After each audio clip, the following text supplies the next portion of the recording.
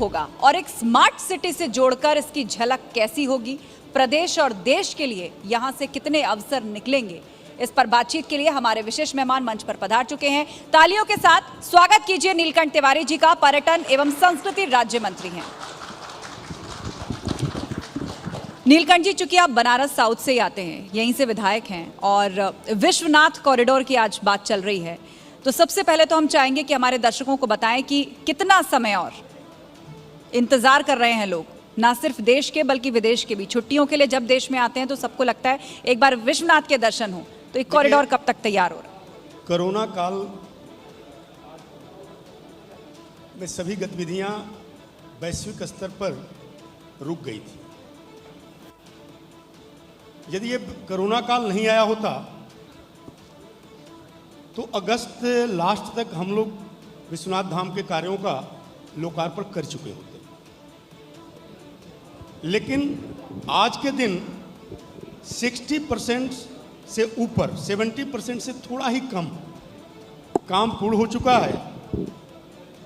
हम लोग इस अभियान में हैं कि बाबा विश्वनाथ का, जो श्री विश्वनाथ धाम का आदरणीय प्रधानमंत्री जी का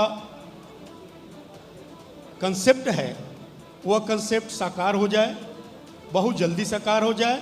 अधिकतम उसकी समय सीमा नवंबर तक दी गई है, 30 नवंबर तक उसका लोकार्पण हो जाएगा। काशी के जो प्राण है वो है इसकी आध्यात्मिकता, लेकिन इसे स्मार्ट सिटी भी बनाना है, तो ये कॉम्बिनेशन कैसे काम करेगा और आने वाले समय में क्या झलक मिलेगी यहाँ से? देखिए, स्वतंत्रता के बाद से ही कहीं न कहीं विकास की जो व्याख्या की गई वो गलत की गई। मॉडर्नाइजेशन का जो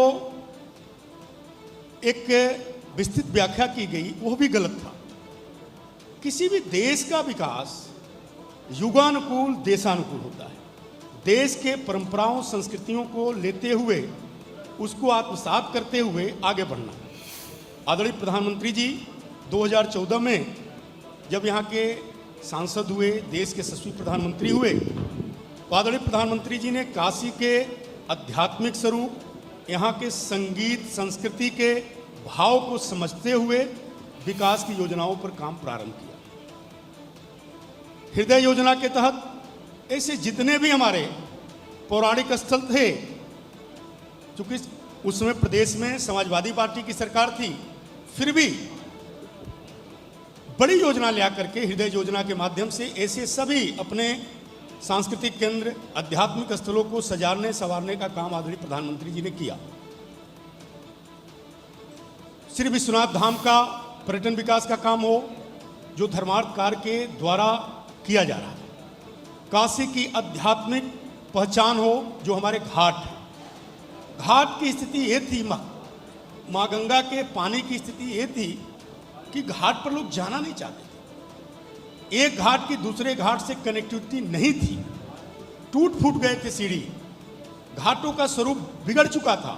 ऐसे में आदरणीय प्रधानमंत्री जी ने सभी घाटों को सुंदर बनाया। उनके अनुकंपा से सभी घाट सुंदर बन रहे हैं, फसाड लाइटिंग से युक्त हो चुके हैं।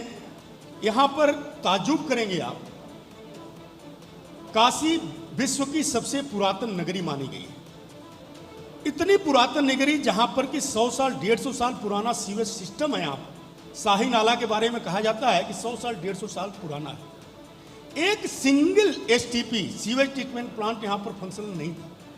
सभी जो पानी थे सीवर के, जो गंदगी थी, माँ गंगा में जाते थे। आदरणीय प्रधानमंत्री जी के आने के बाद पहली बार इस पर गंभीरता से काम हुआ और उसका परिणाम भी दिखा। आज गोईठा और दीनापुर के 2 एसटीपी प्लांट चालू हो चुके हैं।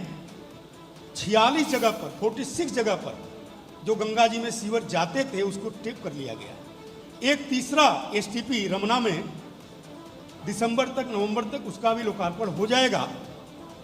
अंतिम निर्माण की प्रक्रिया में वह है। तो माँ गंगा का पानी स्वच्छ हो चुका है। यह भी आध्यात्मिक और पौराणिक और सांस्कृतिक पक्ष का एक बहुत बड़ा काम है। काशी गलियों की नगरी कही जाती है। वही गलियां पहचान भी हैं। तो आने वाले समय में वो कैसी नजर आएंगी? हमारी गलियां जो हमारी पहचान भी हैं और एक एक गलियों का ऐतिहासिक स्वरूप है। किसी गली में